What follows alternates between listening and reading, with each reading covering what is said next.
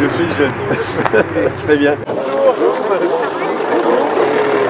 On part au cours, on part. Et les mots Monsieur le maire, ça va? Bonjour, ça va bien? Oui, bien. Oui. Ah oui. Monsieur le maire reste, demeure et demeurera la personnalité politique préférée des Français. Oui. Heureusement, c'est pas le sénateur. On vit avec les gens. Oui, oui. Ça peut pas se dégrader, remarque, tu me diras pour ça. Bravo. Co-président, hein. Co-président. Ah bah, c'est pas rien. Alors, un beau on m'a dit que ceci coupait. Ah là, un beau c'est bon? J'ai une main, je vous donne. Merci. Eh bien, il posait moins de questions. On parle de Renaud Loès. Ah, si on se coupe? C'est bon, on est parti. Allez, attention. allez. Hop, Voilà, super. Bravo.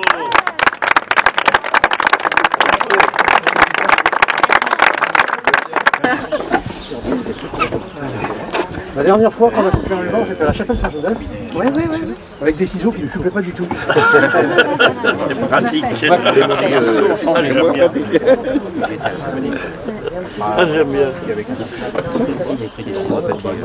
Puis tu vas distribuer.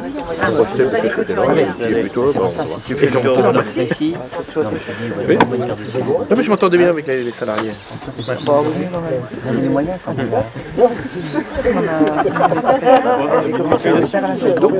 On est vraiment ici, on est vraiment au départ. On est vraiment au départ de la liaison douce. D'accord. Ah. Ici, c'était donc une gare de voyageurs et plus longtemps encore dans le temps de marchandises, surtout de négoce de produits agricoles. Et il y avait aussi un dépôt de gaz. Les établissements Jean Grimaud de Questembert, que certains ont connu sûrement, avaient un dépôt de Primagaz ici, par exemple. Mais il livrait du fioul aussi, non? Oui, il livrait du fioul. Du fioul, ouais, c'est ça. Et Jean Grimaud, d'ailleurs, le père a été maire de Questembert, a été Ah si, oui, il livrait même dans la presqu'île. suppléant de Raymond Marcelin, j'ai pas de bêtises. Et en tout cas, c'était ici, et on a acheté les terrains il y a longtemps, il y a une dizaine d'années. C'était un vrai fourbi, et on a fait le ménage en fait. On a encore une trace là-bas, on a un bâtiment dans lequel se logeaient les gens qui travaillaient là, et qu'on n'a pas retapé. On voudrait bien le retaper. Il faudra avoir un peu de sous sans doute. Mais... Pour en faire, on ne sait pas quoi en faire. Mais si on bat le regard, parce que le département est toujours généreux. C'est bien de le dire. Merci. Et nous venons d'être classé le meilleure note de France de la gestion. Le scoring bancaire. Scoring bancaire. Meilleur scoring bancaire de France. Tu peux distribuer, hein, à un moment. Je te donnerai quelques précisions, parce que si Gérard Pierre est là, c'est pour... C'est grâce à lui qu'on a débloqué la situation au département. Merci. Et donc, on passe le rond de la route départementale. Ça nous coûte cher, d'ailleurs, les 10, là. Hein, très cher, 100 000 €. Et puis après, on s'enfonce dans les bois et on traverse des champs, communaux pour la plupart, et des terrains naturels, très humides. On a du platelage à faire, qui n'est pas fait, parce qu'il n'a pas fait beau. Et il faut un mois sans pluie pour pouvoir le faire. Solide remorque. En plus, voilà. Et on arrive au cœur du bois. Voilà. Bon. Bah écoutez, on va maintenant migrer vers le bourg. Et après les autres, dans la base.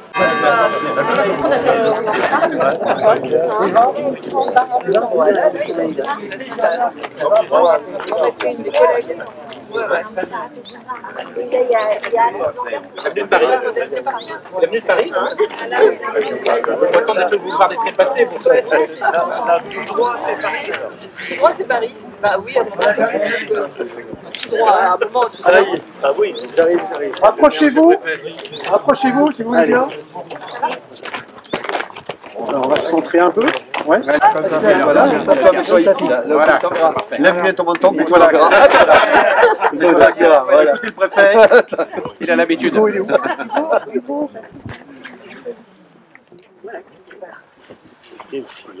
Eva, non?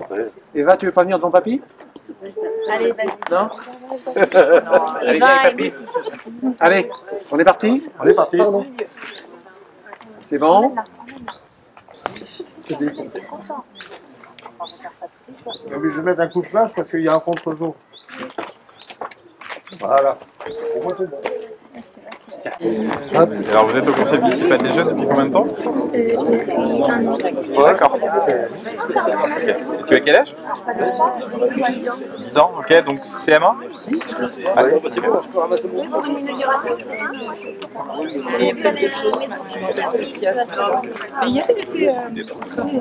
Merci beaucoup.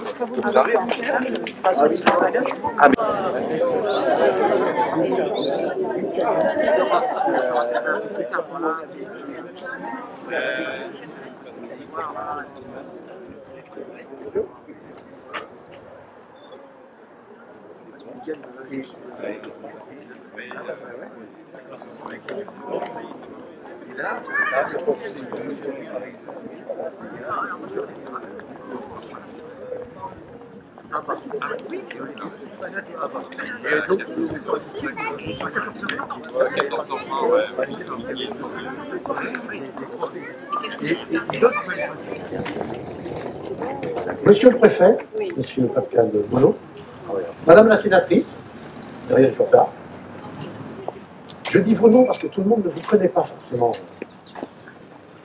Monsieur le sénateur, Simon Usnat, monsieur le président du conseil départemental, David Lapartien, messieurs les vice-présidents du conseil départemental, Gérard Pierre et Pierre Guégan, mesdames les conseillères départementales, Rosane Guégan et Marie-Hélène Léry, madame la première vice-présidente d'Oustave-Roussillon de Communauté et présidente du Pays de Flormel, Gaëlle Stéco-Berteras, mesdames et messieurs les vice-présidents d'Oustave-Roussillon de Communauté, mesdames et messieurs les maires et tous les élus, mesdames, messieurs, chers amis.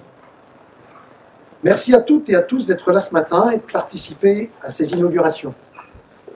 Je n'indiquerai pas la liste de tous les excusés, je citerai simplement Yves Grunvel, sénateur, Paul Molac, député, Jean-Luc Bléaert, président d'Oustave-Roussillon de Communauté, et Fabrice Robelet, président de l'association des maires du Morbihan, représenté par Hicham Abad, le directeur de l'association.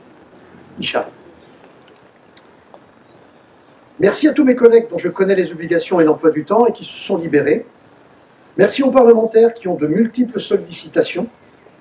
Un merci tout particulier au président du conseil départemental, David Lapartien, qui a un agenda de ministre, ministre des Sports, à moins de 100 jours des Jeux, ministre des Affaires étrangères, avec sa présence et ses déplacements fréquents à travers le monde.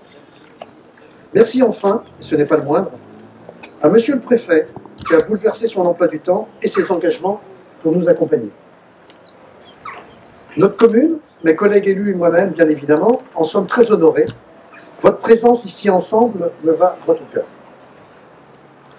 Nous vous recevons non en mairie ou à la salle multifonction, mais en toute simplicité, devant ce barnum et dans un cadre qui n'a pas la solennité que nous aurions souhaité pour cet événement. Un deuxième déplacement aurait sans doute pulvérisé le créneau horaire que nous nous sommes donné.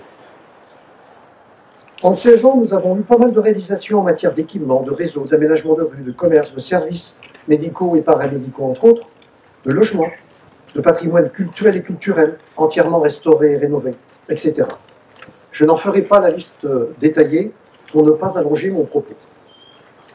Jusque fin 2023, c'est-à-dire en 15 ans, nous n'avions fait qu'une seule inauguration, celle de la médiathèque en 2011, en présence de Jonker Guéris, alors président du Conseil général.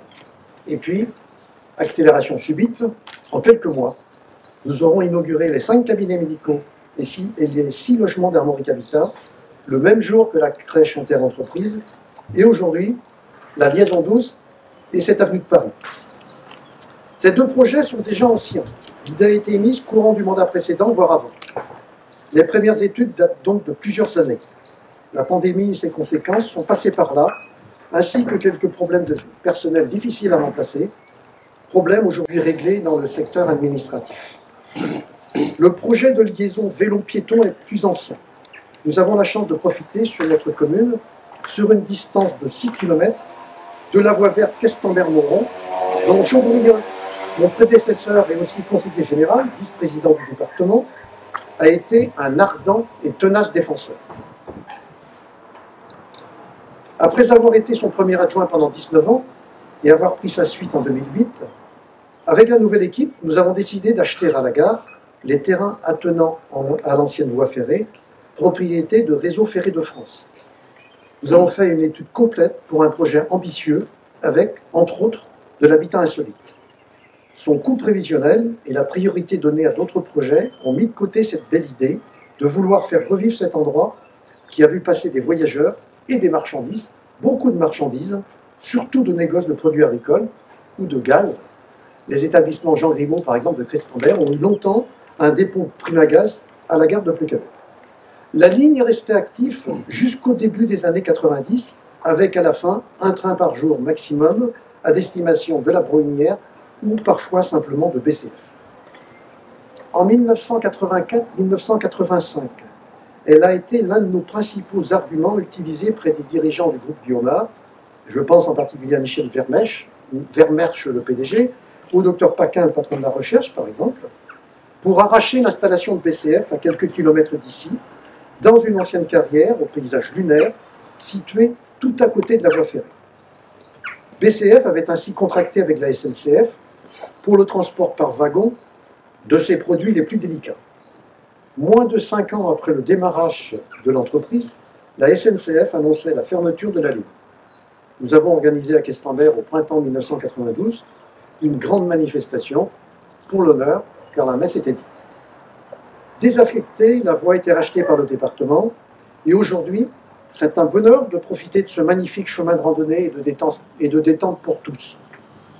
Beaucoup de parents et de grands-parents, dont je fais partie, y vont avec leurs petits. Pour accéder à la gare, nous prenons pour la plupart la voiture que nous garons sans aucune sécurité sur le bord de la route départementale. Désormais, il y aura un parking sécurisé de 42 places, collé à la voie verte, et de quoi se poser, jouer, pique-niquer. Ce sera aussi un excellent point de départ vers notre bourg et ses commerces et services. Les nombreux usagers de la voie verte, venant parfois de loin, chemineront en toute sécurité jusqu'au cœur du bourg, sur 1,8 km, d'abord le long de la route départementale, puis à travers bois et terrains naturels. Quand je dis sécurité le long de la route départementale, je pense à Gérard Pierre, vice-président du conseil départemental, conscient que mes nombreux courriers, pendant des années, et même une pétition des riverains, n'avaient donné que des réponses négatives de la part de l'administration départementale, il a répondu à mes sollicitations et est tenu à se rendre personnellement sur place pour juger du contexte des lieux. Résultat, un rétrécissement de chaussée et des panneaux pour ralentir la vitesse à 70 km/h au franchissement de la voie verte, vitesse que, malheureusement, beaucoup trop de véhicules, y compris les poids lourds, ne respectent toujours pas. Second résultat, après un passage sur place du nouveau président du conseil départemental, la confirmation de la création de la liaison douce au départ de la gare sur l'assise départementale et non sur les terrains voisins dont les propriétaires s'opposaient fermement depuis des années à cette volonté des services départementaux. Un seul acceptait, et a accepté, Bernard Bourmine, sans lequel d'ailleurs on n'aurait pas pu démarrer la voie douce. Bernard a accepté de céder 4 mètres de large au fond de son jardin, vous l'avez vu tout à l'heure, c'est lui qui a eu de multiples prix départementaux de fleurissement. Je disais aussi à travers bois et terrains naturels, mais terrains tellement naturels que dans certains endroits très humides, le platelage, coûteux du reste, n'a pu être réalisé. Il faut en effet, comme vos services ont su nous le rappeler à juste raison, monsieur le préfet, au moins un mois sans pluie pour y faire des travaux. Or, depuis l'automne, vous savez quelle météo nous avons connue. Mais ça a l'air de vouloir s'arranger, n'est-ce pas? Donc les travaux vont être faits. Les travaux sont réalisés sous la maîtrise d'œuvre du cabinet Urbae par les entreprises Colas et Golf Bois Création. Le cabinet Urbae était représenté tout à l'heure par Corinne Delapierre et Patrice Letellier qui ont dû nous quitter à la gare.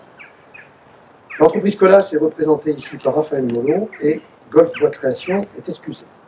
Leur coût s'élève à quasiment 800 000 € hors taxes, financés pour 65% par des subventions, 274 000 € de l'État, 225 000 du département, 22 500 de l'ADEME.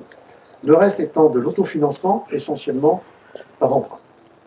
Nous avons fait à peu près le plein de subventions, car nous nous inscrivons dans le schéma Mobilité douce à Brocéliande Communauté et avons fait une estimation en 2021 avec les éléments de l'époque qui étaient inférieurs aux coûts actuels. Nous nous inscrivons également dans le plan vélo départemental et souhaiterions, Monsieur le Président, du département, mais aussi du CI, l'Union cycliste internationale, cycliste amateur à 16 heures, qu'à ce titre, soit étudié et mis en œuvre un chemin vélo le long de la route départementale 112 afin de joindre l'arrêt de bus et l'aire de covoiturage de Bel-Orient à Boal. Pour avoir pris à 2 reprises, en quelques semaines, une jeune autostoppeuse de Plecaduc et parler avec elle. Je sais combien cet accès sécurisé favoriserait l'usage du vélo et rendrait le plus grand service à nos jeunes ou moins jeunes pour aller à l'école, en stage, au travail, faire ses courses peut-être ou se promener. Pour ce qui est du projet de l'avenue de Paris, il s'inscrit pour sa part dans un programme global et hiérarchisé avec des secteurs prioritaires. Ce programme a été défini après une étude préopérationnelle sur les espaces publics du bourg menée il y a plus d'une douzaine d'années. La réalisation de ce programme a pris du retard avec la pandémie et aussi parce que, à la fois budgétairement, les coûts ont explosé et administrativement, nous ne pouvons pas tout porter en même temps. Il faut donc étaler dans le temps un peu plus, mais au moins, il existe une espèce de feuille de route. Ce programme de rénovation vise d'abord à remplacer les réseaux anciens, les réseaux d'eau usée et d'eau pluviale et tous les branchements si nécessaire, le réseau d'eau potable éventuellement et les autres pour ne pas avoir et y revenir avant des années. Ce programme a également pour objectif d'embellir la voie, mais aussi et surtout d'assurer la sécurité des piétons. Et c'est particulièrement le cas ici, sur cette RD 774, très fréquentée, où il y a des commerces, bars, pizzas, brocantes, des services, psychologues, neuropsychologues, ostéopathes, réflexologues plantaires, juste à côté ici, dans l'ancienne mairie, et bientôt des dentistes, ainsi que le cimetière. D'où l'aménagement de cheminement doux sécurisé, en cassant la vitesse, avec un plateau surélevé que nous avons positionné à hauteur du cimetière, pour ne pas déranger les riverains, un désaxement de la voie, puis une zone 30, et enfin une écluse. Quelques arbres seront plantés à l'automne pour garnir et égayer cette œuvre. Ces travaux ont été menés sous la maîtrise d'œuvre de l'atelier Ercili et 2CR Environnement et réalisés par Satec et encore Colas, avec une partie sous-traitée à Brocéliande Pavache pour la pose du granit breton qui vient de Louvigné du désert, et Helios pour le marquage. Merci à toutes ces entreprises qui ont fait un bon travail et à tous les concessionnaires de réseau. Merci à mes collègues qui ont suivi les études puis les travaux. Et c'est aussi le cas pour la liaison douce. André Guillemot à l'origine, Jean-François Busson et Luc Balac ensuite, et moi-même à certains moments. Merci enfin à nos collaboratrices préférées qui sont toutes là. Jessica, notre TGS, Françoise, notre comptable, Karine et Laurence à la mairie, ainsi que les services techniques, Amandine et ses collègues. Le coût de ces travaux s'élève à 730 000 € hors taxes, dont la moitié environ pour les réseaux enterrés que nous oublions rapidement, alors qu'ils coûtent très cher. Le département nous a accordé une subvention de 146 000 € au titre du programme de solidarité territoriale et nous espérons 30 000 € au titre des amendes de police que l'État aurait donné.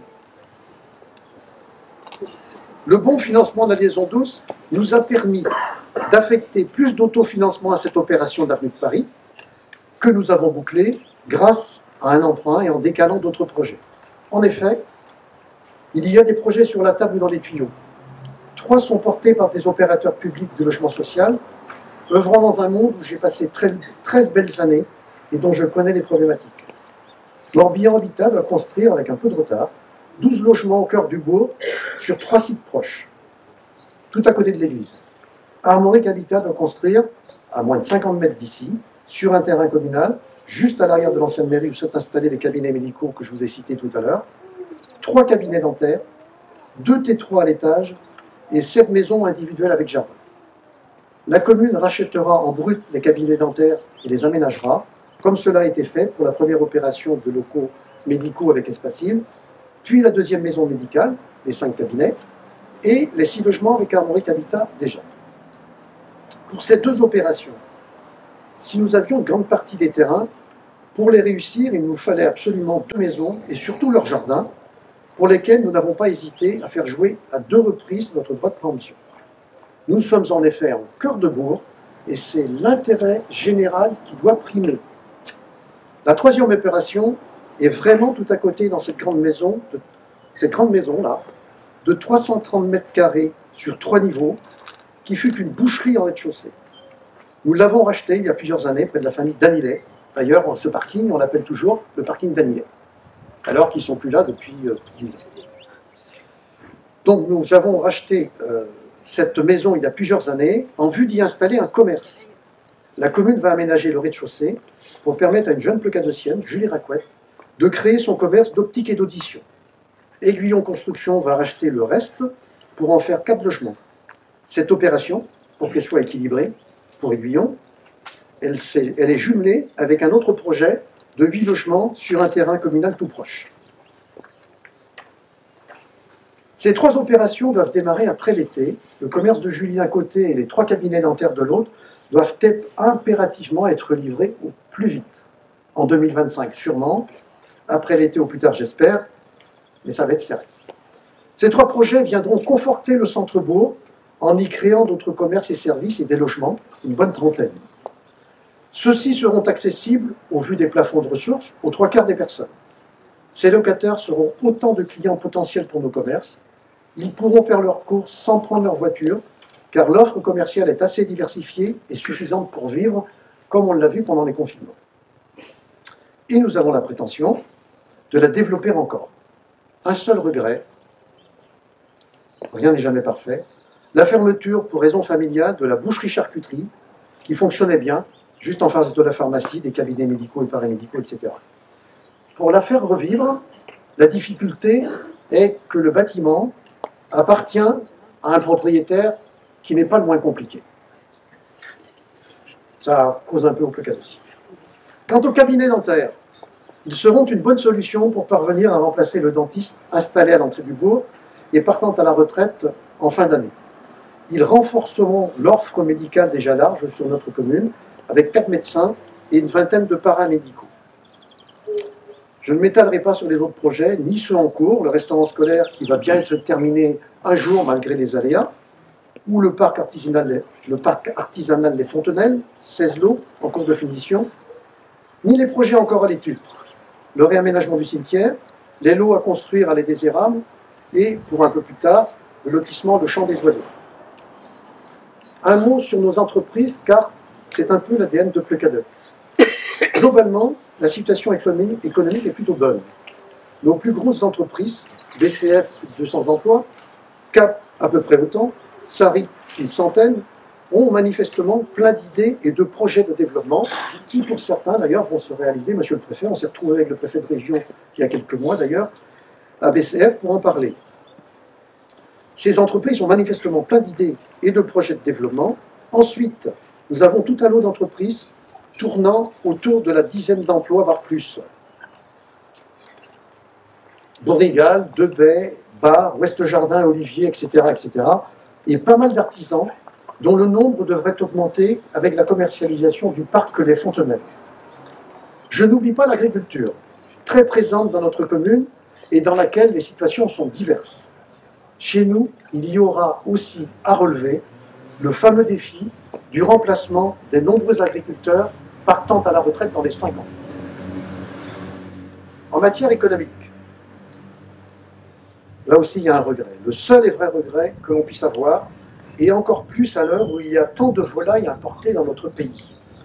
C'est le dépôt de bilan, le 1er juin 2012, puis la liquidation de la branche frais, 1000 emplois, de la branche frais du groupe Doux, et la suppression de 410 emplois à Plecadeuil. Depuis, la commune s'en est remise, avec sa dynamique interne et le développement des autres entreprises.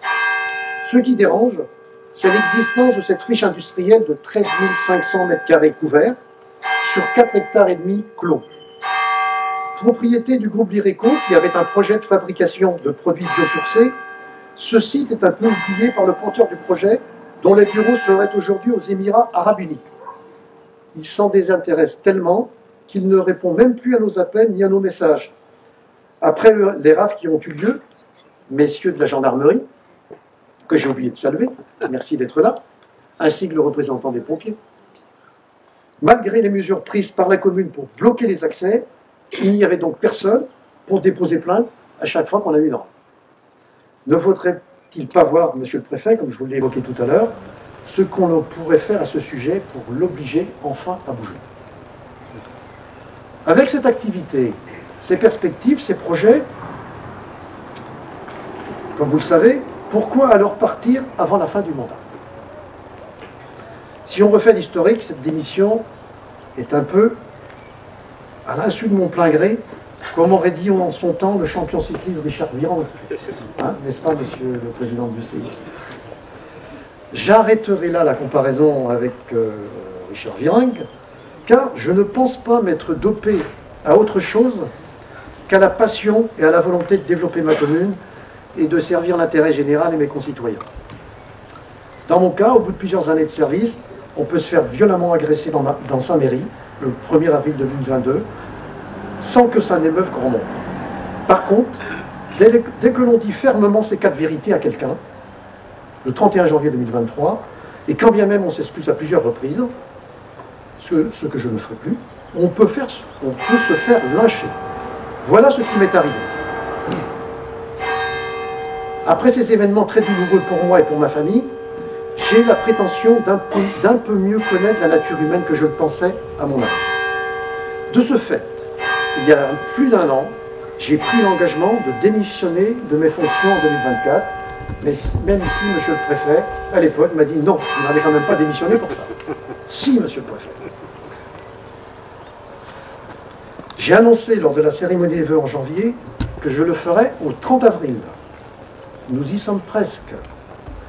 Vous avez bien voulu accepter ma démission le 30 avril prochain, monsieur le préfet, je vous en remercie. Moi, j'aurai tenu mon engagement. Depuis un an, j'ai eu le temps de faire mon examen de conscience, surtout la nuit, avant ce qui ressemble à un grand saut dans le vide. Certes, tout n'a pas été parfait, car nous sommes des humains, c'est-à-dire ni infaillibles, ni omnipotents, et parfois les circonstances imposent des décisions ou des attitudes, et en plus, la pandémie est passée par là. Sur ces 16 dernières années, ce que nous pouvons retenir, c'est la somme de travail, de réunions, des centaines par an, de belles rencontres et de beaucoup de satisfaction. Nous avons fait de belles choses, je crois, dans le respect de l'intérêt général, avec différentes équipes que je remercie. Je remercie tout particulièrement les adjoints et conseillers et conseillères délégués, et qui ont toutes et tous beaucoup œuvré au service de la commune et des habitants. J'ai une pensée spéciale pour Cécile Bournigal, adjointe, disparue fin 2019. Je n'oublie pas... Compagnie. C'est sans doute pour fêter l'événement. J'allais dire monsieur le recteur, non. C'est donc monsieur le recteur qui est excusé aussi. Non, c'est le maire qui est responsable de la soirée des plages. Je n'oublie pas les DGS, et tout le personnel sans lesquels nous aurions beaucoup de mal à mener nos actions, n'est-ce pas? En dehors de la commune, je remercie tous les élus et le personnel avec lesquels j'ai eu plaisir à travailler en tant que président de la CCOL, puis vice-président aux affaires économiques d'Oustave enseignante communauté. Je remercie les élus du département et leurs agents, ainsi que bien sûr les préfets successifs et leurs collaborateurs, car à chaque fois que nous avons eu besoin, ils ont répondu présents. J'entends encore au téléphone la voix de Jean-François Savy, préfet à l'époque de l'affaire Doux, me dire, tard un dimanche soir, en juin 2012, avec son accent de Rodez, ça va secouer, monsieur le maire. Est-ce que vous auriez un bureau en mairie pour accueillir le personnel? Nous avons eu ensuite des communications régulières, car effectivement, ça a secoué en mairie et surtout dans beaucoup de familles.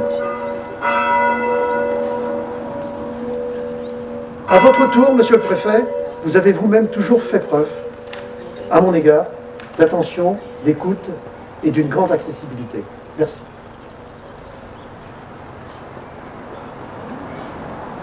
Voilà, maintenant les choses sont dites dans la clarté. Pardon.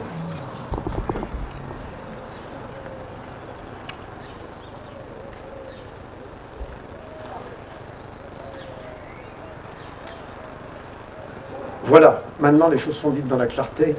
Ne reste plus qu'à conclure dans tous les sens du terme. Ne reste plus qu'à conclure dans tous les sens du terme.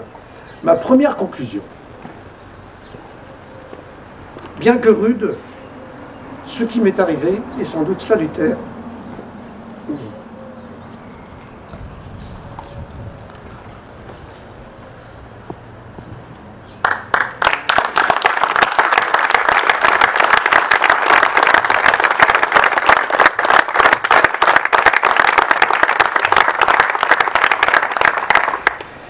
Merci, c'est gentil, mais je veux faire ma conclusion.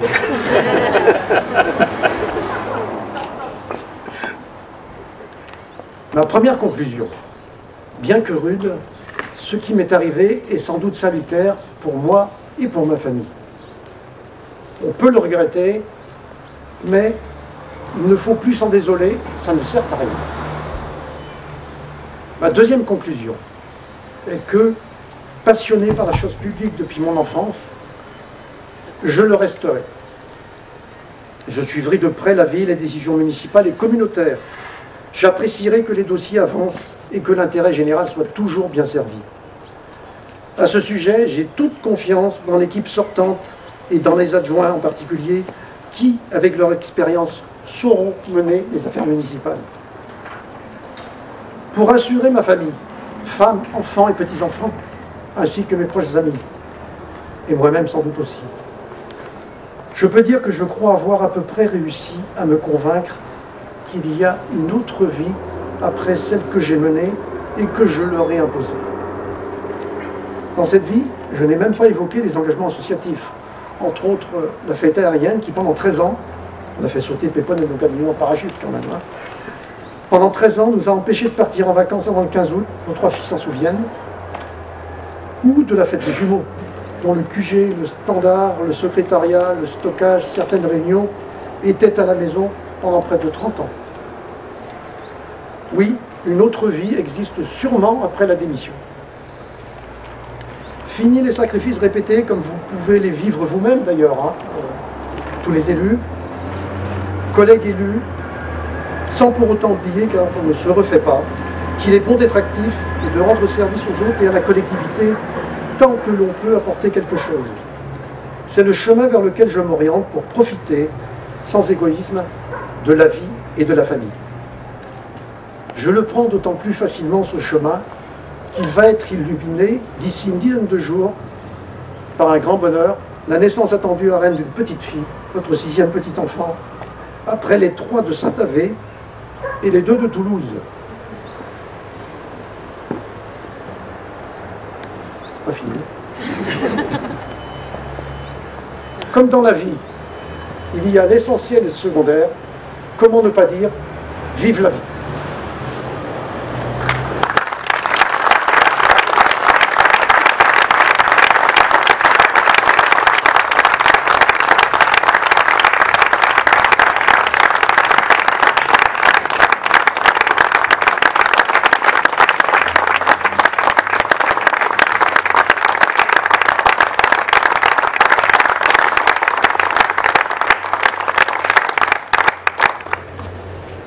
Merci, pardon pour ces ratés, mais bon. Maintenant, je vais passer la parole peut-être à Gaëlle, première vice-présidente de la communauté de communes, présidente du pays de Flormel. C'est peut-être trop bas pour toi. Ça va aller. Bonjour à toutes et tous. Bonjour, alors je vous salue en vos grades et qualités. Il y a d'excellents orateurs qui vont prendre la parole après, donc je vais être très rapide. Ça fait 2 fois, Alain, que je prends la parole après toi, après un discours empreint d'émotion. Voilà, je tiens à te remercier. On aura l'occasion, hein, puisque Jean-Luc Bléaire l'a annoncé, on fera une cérémonie particulière et qui te sera dédiée pour ton investissement au sein de la CCVOL à l'époque et de Loust-la-Brocéliande Communauté, mais plus largement ton investissement sur tout le territoire. Tu es un élu qui a un esprit communautaire, je le souligne, une commune qui a un esprit communautaire, et je souhaite que ça perdure. C'est tellement important d'avoir cette vision communautaire pour avancer ensemble. Donc j'espère que tu auras laissé cette empreinte, en tout cas sur Plecadoc. Je tenais juste à saluer les investissements qui ont été faits. Effectivement, l'aménagement près de la gare, qui fait suite au schéma mobilité, qui a été possible grâce au schéma mobilité qui a été écrit à la fin du mandat précédent. Et ce schéma mobilité, il ne peut vivre que si les communes s'emparent en fait des aménagements à faire et si nous avons le soutien financier des partenaires, puisque ce sont généralement des aménagements qui coûtent extrêmement cher. Donc bravo en tout cas de vous être saisis tout de suite de ce schéma mobilité et d'avoir un peu lancé les choses sur ce territoire. Plecadoc est une commune très dynamique, tu l'as dit, à tous les points de vue, et je noterai notamment le point de vue de la santé. Quand on travaille sur le contrat local de santé, Plecadoc est toujours montré comme exemple au vu de la diversité des professionnels en matière de santé. Donc il faudra conforter la position de Plecadoc dans le futur SCOT, puisque effectivement, voilà, c'est une commune essentielle et qui rayonne très largement. Donc bravo, si je peux me permettre, je souligne juste que j'ai en face de moi des toilettes publiques. Ça nous a pas échappé, oui, c'est ça. Et que, voilà, je profite d'avoir la parole juste pour dire, peut-être que c'est fait sur Plecadoc, mais suite à un témoignage d'une personne souffrant de handicap invisible, en l'occurrence la maladie de Crohn, elle demande à l'ensemble des communes de géolocaliser leurs toilettes publiques. Parce qu'à chaque déplacement, pour eux, c'est important de savoir où se situent les toilettes publiques. Donc si ce n'est pas fait à Plecadoc, voilà, pensez peut-être à le faire. Mais dans le cadre de l'aménagement des toilettes publiques à Saint-Abraham, nous étions venus visiter ceux de Plecadoc. Donc voilà, mais donc bravo, il y a tout ce qu'il faut sur Plecadoc. Je te souhaite vraiment, Alain, une bonne continuation et de profiter pleinement de ta famille. Je sais qu'il y a beaucoup d'attentes de ce côté-là, donc profites-en bien. Et puis je souhaite aussi une bonne continuation à l'équipe municipale qui sera élue prochainement. Merci Alain.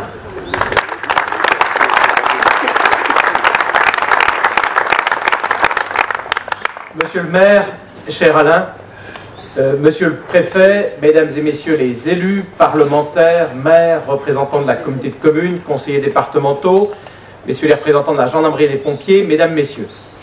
Je tenais naturellement à être présent pour cette cérémonie et vous avez bien compris pourquoi. Et c'est pas facile finalement de faire un discours après un discours aussi engagé, émouvant, qui est celui qui vient de nous être délivré par votre maire, par Alain. Et c'est vrai notamment avec monsieur le préfet, on en avait parlé ensemble, on dit mais il faut naturellement qu'on soit là pour cette inauguration, pour témoigner de tout notre soutien. Et je ne vais pas être très long sur les dispositifs départementaux ou sur l'aide qu'on a apportée, pour être peut-être un tout petit peu plus long, sans être trop long, puisqu'il y a d'autres orateurs derrière, sur l'engagement qui fut le tien. Peut-être au préalable dire que le département du Morbihan, et avec tous nos collègues, conseillers départementaux du canton, vice-présidents, élus, nous sommes toujours très attentifs à faire en sorte que nous soyons aux côtés des communes pour les projets qui sont les leurs. C'est à vous de déterminer localement quels sont les projets dont vous avez besoin. Ce n'est pas à nous de déterminer si une garderie ou l'aménagement d'une rue est prioritaire, c'est à vous localement de faire ces choix. Et c'est à nous finalement de pouvoir vous aider. Nous sommes l'un des départements de France qui aide le plus les collectivités territoriales, et avec mes collègues, je peux vous le dire, on est attentifs à tenir nos dépenses de fonctionnement pour faire en sorte que nous gardions des marges en investissement pour aider les communes. Regardez nos collègues d'Ille-et-Vilaine qui votent un budget à moins 25,4 millions en fonctionnement, ce qui n'est normalement pas autorisé, ce qui ont fait que 2 millions d'excédents l'année dernière, donc ils sont dans la capacité, à mon avis, de continuer à aider les communes, là où nous, eh bien, nous n'empruntons pas depuis 5 ans, nous avons encore fait 69 millions d'excédents, ce qui nous permet d'aider les collectivités et d'aider les communes. Et les communes morbihanaises le savent bien, et quand je prends la totalité de ces deux aménagements, ô combien nécessaires, et quand on vient inaugurer, tout nous paraît simple, finalement, on a juste à couper le ruban, tout est bien, tout est aménagé, mais on sait bien que dans un projet de cette nature, il y a beaucoup de discussions avec les riverains, il faut rassurer, il faut expliquer, il faut comprendre, il faut concerter, il faut parfois acheter le petit bout de terrain qui manque et que le vendeur ne veut pas vendre, et tous ces sujets-là rendent parfois compliqués, compliqué aussi à expliquer aux concitoyens qui attendent ces aménagements que ça prend plus de temps que prévu. Mais nous sommes là au rendez-vous, et si on somme ces deux aménagements, eh bien, ce sont 371 000 euros de subvention, plus 50 000 euros, le tapis d'enrobé a été pris par le département. C'est donc 421 000 euros, c'est-à-dire un quart du montant total de l'investissement. Donc 25% de subvention sur la totalité de l'aménagement, c'est la subvention des départements. Parce que d'autres vous donnent un taux, mais souvent avec des montants plafonnés, c'est-à-dire que c'est 25% sur 300 000, ce qui au final ne fait plus que 5% de l'ensemble. Là, c'est bien 25% de l'ensemble qui a été subventionné par le département, et c'est ce qui, sans doute, est un élément déclenchant pour faire ces aménagements. Monsieur le préfet pourrait vous dire qu'il reçoit chaque semaine une vingtaine d'invitations à des inaugurations, et on a la faiblesse de croire que les subventions qu'on attribue aux collectivités permettent justement de faire tous ces projets, et nous serons toujours à vos côtés, bien sûr ici à Plecaduc pour la nouvelle équipe, et bien sûr aussi aux autres maires qui sont ici, ou à la communauté de communes pour les projets qui sont les vôtres. Et nous sommes très attentifs aussi à faire en sorte qu'on traite tout le monde de manière équitable et qu'on aille au rendez-vous avec pragmatisme. Tu as décrit le rendez-vous avec Gérard Pierre. Nous faisons confiance aux maires. Si les maires nous disent qu'il y a un aménagement à faire là, il y a parfois une doctrine au sens, c'est normal qu'on ait au sein du département des principes sur l'aménagement des voies. Et puis parfois il faut savoir l'adapter et les confronter à la réalité. Et rien ne vaut un déplacement sur le terrain. Gérard Pierre est un homme de terrain avec nos conseillers départementaux. Ils vont sur place et finalement vous avez pu trouver les bonnes solutions. Donc très heureux que le département ait été à vos côtés pour rendre tout cela possible. Et puis je voudrais plus solennellement te rendre hommage pour l'engagement qui a été le tien. Alors on a été élu maire en même temps, en mars 2008, même si toi tu avais déjà 19 ans je crois de premier adjoint, alors moi je débutais comme jeune maire, mais c'est une mission dont on ne sort pas indemne, entre guillemets, dans tous les sens du terme. Parce que c'est un engagement, quasiment l'engagement d'une vie, quand on est maire, et on voit effectivement, aujourd'hui, parfois une dégradation du respect du maire. Moi, j'ai constaté qu'à la fin j'ai aussi été amené à démissionner, mais qu'au début, parfois les gens s'emportaient un peu à l'oral, jamais à l'écrit.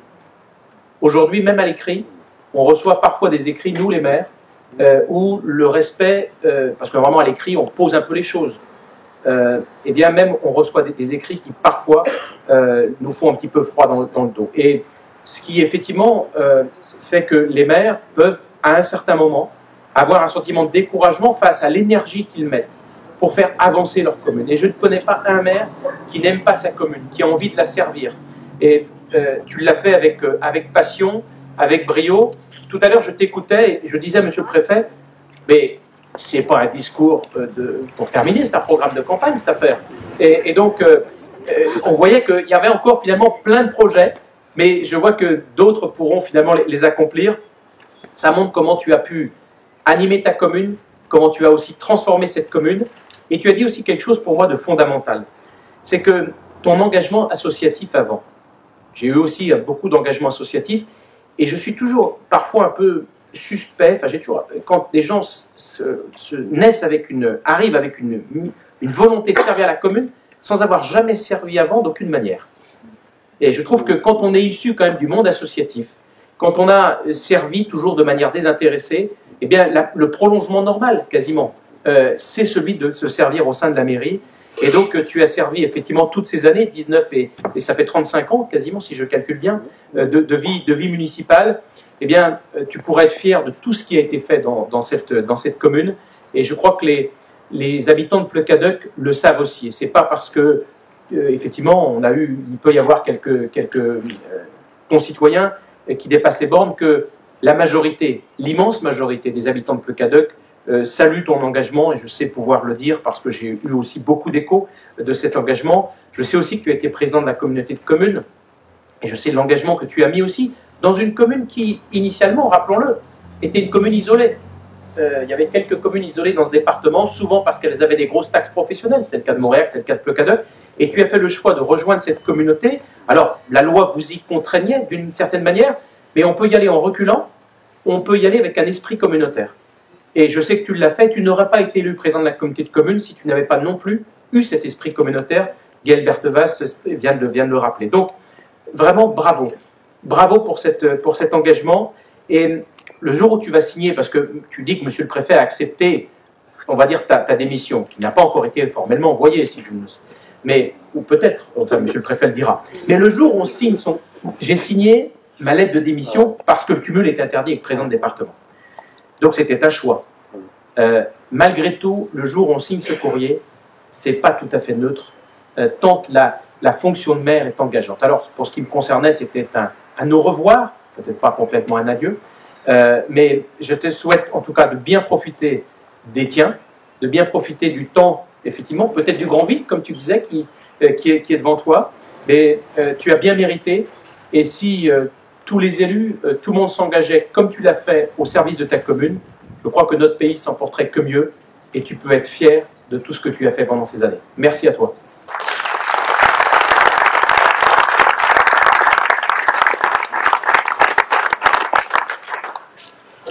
Monsieur le maire, cher Alain, mesdames, messieurs, en vos titres et qualités, parce que on apprécie le soleil, mais je vois bien que l'impatience commence à se lire sur les visages.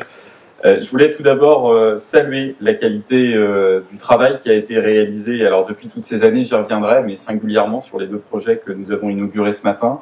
Des aménagements qui contribuent à développer les mobilités actives et décarbonées sur le territoire de la commune de Fleu-Cadoc et sur le territoire d'Oust-à-Brocéliande communauté, qui valorise aussi le centre-bourg, tu l'as rappelé tout à l'heure, avec une véritable dynamique portée par la municipalité que tu conduis en matière de service à la population. On pense notamment à la santé. On était avec Muriel Jourda il y a quelques mois pour l'inauguration des cabinets médicaux, une résolution sans faille. En matière de commerce, là aussi, tu l'as démontré. Puis en matière de logement, où tu as une expertise reconnue, avérée sur le sujet. Donc des aménagements de très grande qualité qui dépasseront l'horizon même d'une vie, parce que ce sont des choses qui sont faites pour durer. Et je trouvais que c'était une métaphore intéressante du travail d'élu. Tu l'as évoqué tout à l'heure avec les réseaux souterrains. C'est-à-dire qu'en fait, le travail d'élu, pour celles et ceux qui n'ont pas encore la chance de l'être, il y a des choses très visibles, comme aujourd'hui. Et puis, il y a ces heures, ces nuits consacrées au service de l'intérêt général, à venir en aide à des habitants qui sont dans la détresse, à venir annoncer parfois des tristes nouvelles à leurs concitoyens. Et en fait, c'est un peu à l'image des travaux qui ont été réalisés ici, où finalement, on voit le bitume, on voit les aménagements à côté de la gare, qui sont évidemment de très grande qualité. Mais les travaux souterrains, les réseaux, sont au moins aussi, si ce n'est plus importants. Parce qu'ils sont là évidemment pour durer, ils permettent d'assurer des fonctions absolument essentielles, la desserte des réseaux, eau usée, eau potable, énergie. Et donc d'une certaine manière, c'est l'illustration de ce travail des élus qui est parfois évidemment absolument formidable, avec des moments de joie très intenses, mais qui peut être aussi très ingrat. Et tu l'as rappelé à juste titre. Et donc c'est un message aussi que je souhaite envoyer, et je pense que les uns et les autres, on peut se retrouver là-dessus, pour rappeler ce qu'il en est. Quand on s'engage au service de la population, c'est une forme de sacerdoce. Il faut dire les choses. On ne devient pas élu pour faire carrière, on ne devient pas élu pour gagner de l'argent, parce que la très grande majorité des élus de notre pays et de notre département, près de 5000 dans le Morbihan, sont bénévoles. Il faut le redire ici. C'est un sacrifice de tous les instants, c'est le matin, le midi, le soir, la nuit. Tu l'as rappelé avec les sacrifices pour la famille. Et là aussi, il faut bien avoir ces éléments-là en tête. Et redire que, justement, par rapport à nos élus, le témoignage que tu livres est pour moi édifiant et malheureusement inquiétant. Nous avons toutes et tous une responsabilité. Je le dis ici de façon très claire, très ferme. C'est-à-dire que ce que tu as vécu, même si tu y vois des aspects positifs, c'est inacceptable. C'est inacceptable et personne ne doit s'y résoudre. Personne, personne, personne. Et nous avons toutes et tous un rôle à jouer en tant que citoyens, parce qu'avant d'être des élus, nous sommes des citoyens. Je le dis en regardant ma collègue parlementaire. Au Sénat, nous avons travaillé depuis le début de ce mandat, notamment à l'adoption d'un texte transpartisan pour renforcer les sanctions contre les auteurs de violences, pour faire en sorte que les élus soient mieux protégés. C'est une avancée, mais ça n'est pas suffisant. Il faut que nous soyons clairement capables de dire les choses. Donc nous allons avoir à cœur, dans les mois qui viennent, de poursuivre ce travail, fort des témoignages aussi que beaucoup d'élus nous livrent. Je regarde notamment aussi Pierre Guégan, avec qui nous avons échangé sur ce sujet il n'y a pas très longtemps. Nous ne devons pas nous résoudre à ce délitement du débat républicain. Et là, je le dis, en tant que citoyens, les uns les autres, nous avons un rôle à jouer. Même quand, évidemment, pour la plupart, Monsieur le Président, vous l'avez rappelé, nous sommes irréprochables dans notre comportement, pour faire en sorte que ces effets cliquets, ces petits dérapages ne soient jamais acceptés, ne soient jamais considérés comme finalement l'écume des choses. Parce que si nous abîmons notre pacte républicain, si nous décourageons des élus de très grande valeur, demain, les premières victimes, je le dis très souvent, ce sont les habitantes et les habitants. Parce que dans beaucoup de communes, notamment les communes rurales, les derniers services de proximité, les derniers interlocuteurs avec qui vous pouvez échanger, ce sont vos élus locaux. Et là, il y a beaucoup d'inquiétudes dans le Morbihan comme ailleurs dans le pays sur les élections municipales de 2026. Donc, prenons toutes et tous nos responsabilités sur ce sujet qui est absolument indispensable. Et puis, je voudrais terminer, mon cher Alain, en saluant à mon tour ta vie d'engagement au service de l'action publique. 35 ans en tant qu'élu municipal, 16 ans en tant que maire. Je n'oublie pas, parce que pour moi, ça fait partie de l'action publique, l'engagement professionnel qui a été le tien au sein notamment de Van Golf Habitat, pour celles et ceux qui l'ignoraient, qui était l'un des principaux bailleurs avant la fusion, Monsieur le Président, sur le sujet clé du logement social. Et tu as poursuivi cet engagement aussi en tant qu'élu sur des questions qui sont absolument essentielles pour nos concitoyennes et nos concitoyens. Moi, je veux rendre hommage à mon tour, et je pense que ça fait l'unanimité, sur cette vie au service de l'action publique, une vie que nous te souhaitons encore très longue, la plus longue possible, la plus heureuse possible, entourée des tiens, avec une nouvelle petite fille dans quelques jours, avec probablement, et nous comptons sur toi, une capacité à nous délivrer aux uns et aux autres des conseils, à nous alerter, à dire « Oh là, fais attention, ça c'est n'importe quoi, là tu fais à mon avis fausse route ». Je sais que les élus du territoire pourront compter sur toi, je compterai sur toi, tout le monde comptera sur toi parce que tu fais partie des figures du Morbihan. Pour tout cela, mon très cher Alain, un immense merci.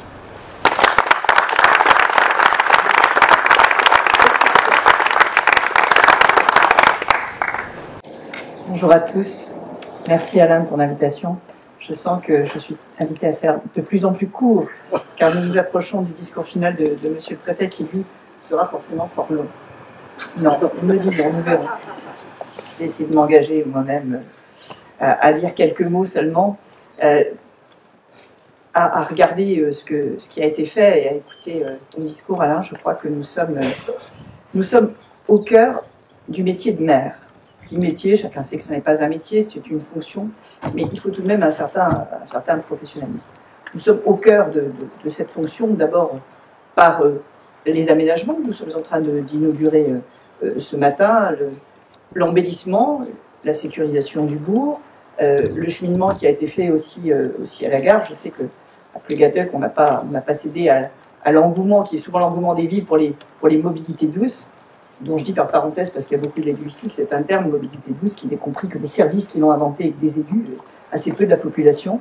Mais je crois que tu t'es tout simplement rendu compte que l'engouement, le nouvel engouement pour le vélo de nos concitoyens est bien présent. Monsieur le Président de l'UCI le sait. Et puis qu'il est agréable aussi aux concitoyens d'avoir un endroit où aller se promener, comme tu le disais, en famille, le week-end avec ses enfants ou ses petits-enfants. Et que c'est tout simplement pour l'agrément de la population que ces aménagements ont été faits, ce qui est le rôle du maire.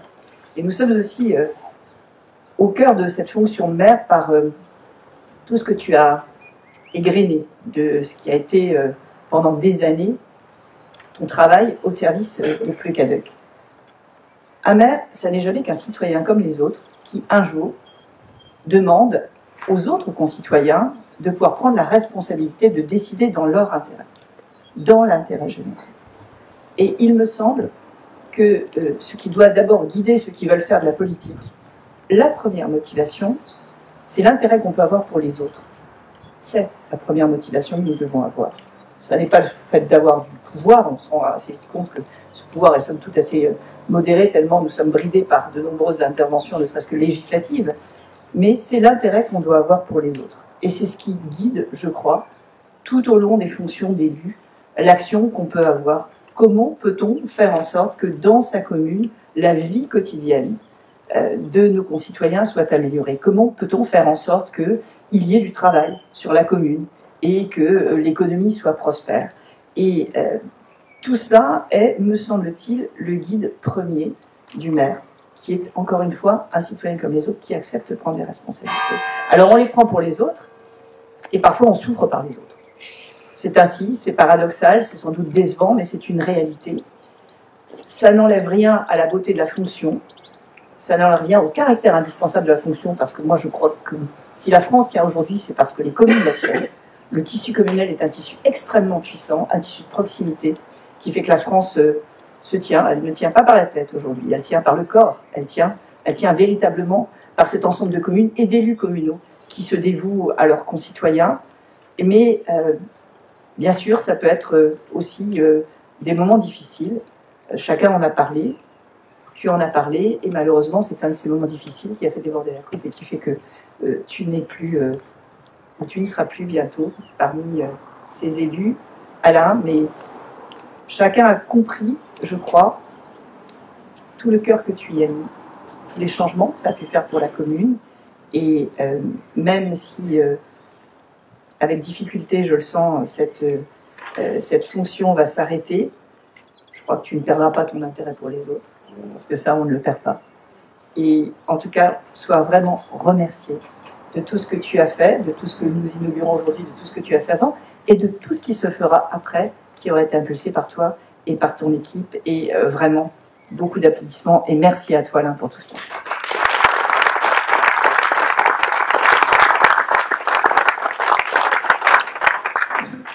Bien. Madame la sénatrice, monsieur le sénateur, monsieur le président du conseil départemental, madame la vice-présidente de la communauté de communes, mesdames et messieurs les élus, les représentants des services concitoyennes de Plecaduc, cher monsieur le maire. Donc, on a échangé à plusieurs reprises au cours des derniers mois. Et c'est vrai qu'avec le président Lapartien, on s'est téléphoné pour être tous les deux là ce matin, dans une période, le printemps, où il y a une floraison d'inauguration. Mais on voulait vraiment être là tous les deux pour marquer le coup.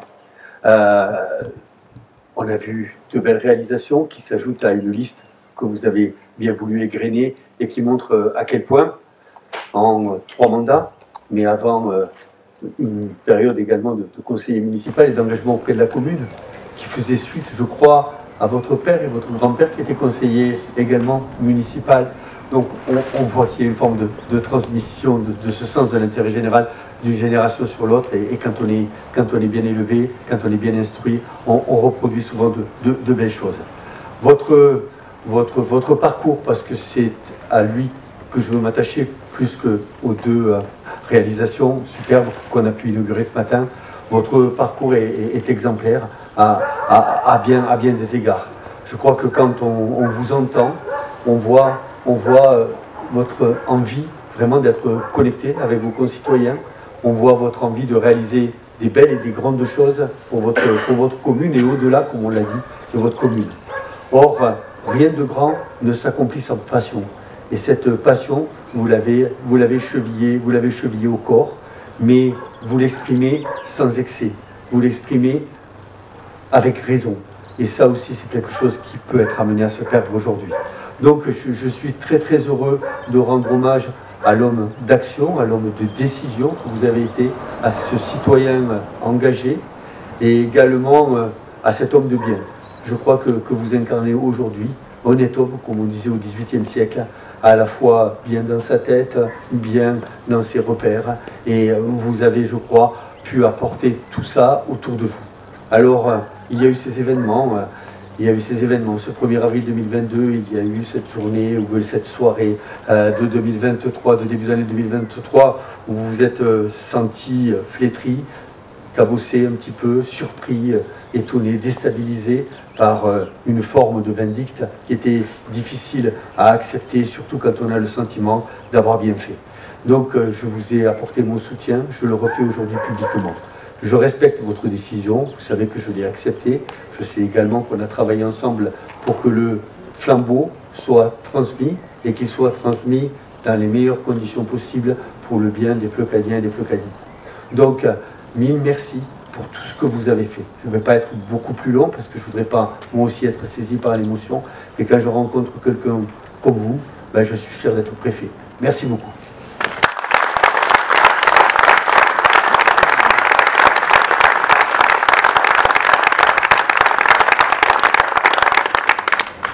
Merci à vous.